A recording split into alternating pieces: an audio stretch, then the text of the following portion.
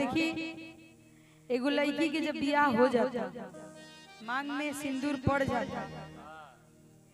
और अपन माई बाबू के छोड़ के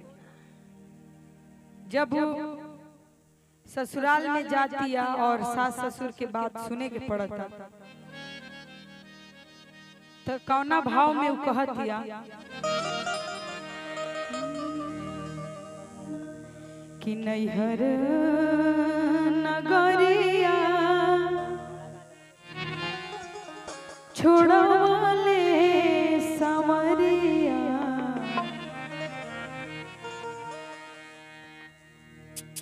मंगिया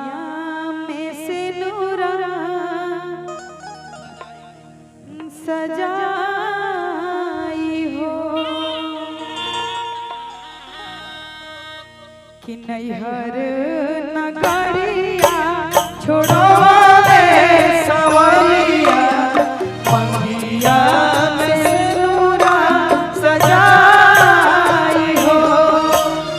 नैहर नगरिया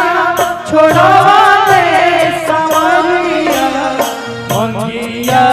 में से नूरा सजाई हो। लेकिन देखी एक बेटी के दुख जब बियाह हो जाला तो वो बापे समझ सकता बाकी है जब जे लोग तनी दिमाग से डिस्टर्ब अभी थोड़ा टाइम खातिर वो ना समझे और हम यह कहब कि तनी सा अपन उम्र के लिहाज करते हुए रउआ एगो बेटी के बियाह में आई बनी ठीक बा तो बेटी के बियाह में आई बनी तो वो बेटी के बारे में सोची अपन उम्र के इज्जत मत ली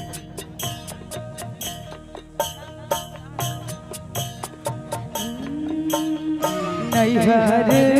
नगरिया छोड़वाले संवरिया मंगिया में से नूरा सजाई हो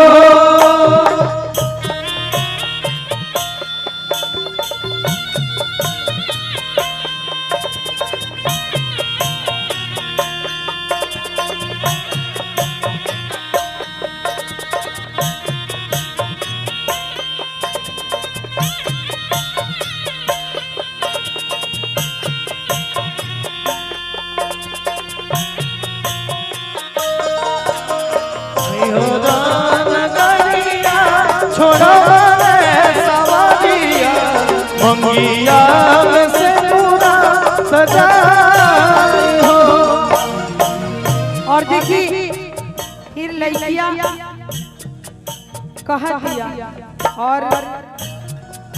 कुछ भी हो जाए एक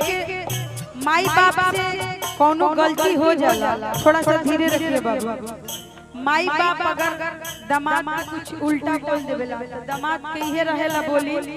कि तुमको ससुराल नहीं जाना है तुमको अपने माँ बाप भाई से बात नहीं करना है तो यही बात पर लड़किया कहत दिया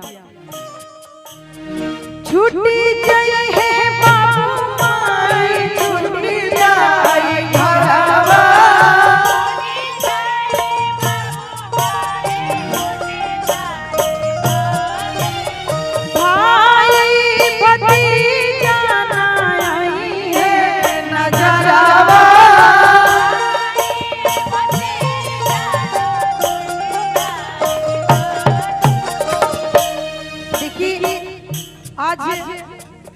जेकर शादी में आई वाली हमने के सही बात रागनी नाम हनु चाचा जी दीदी के तो थोड़ा देर पहले जब हम मंच पर आए तो एक चाचा जी आके मंच पर बहुत कुछ बोलनी है बोलने के बाद में इमोशनल हो गई तो यह कहब कि आज लाडली बाड़ी अपना घर के सही बात ज्यादा दिन अब ज्यादा देर टाइम नहीं के विदाई हो सिंदूर पड़ी अपना घरे जाइए ओही में कहत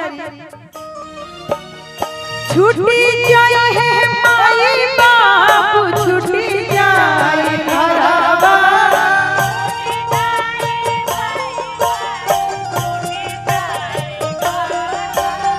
भाई भतीजा ना आई है